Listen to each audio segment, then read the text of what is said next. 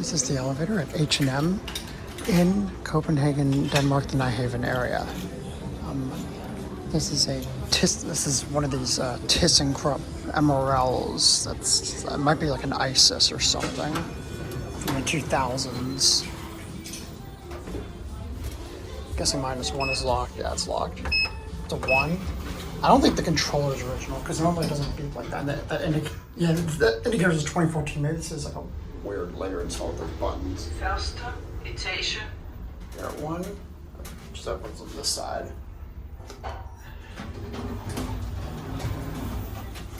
Back on the ground. I love that chime. That's a cool chime. Seeing like Thyssen. I guess this wasn't sold in 24. I don't know. It was definitely at least modified then. Store etage. Pick a ground. Yeah, the inside, only the doors are glass, but on the outside, the entire thing is glass. I only find Schindler's and H&M, not ThyssenKrupp, so that's interesting. Their closing night's gonna be at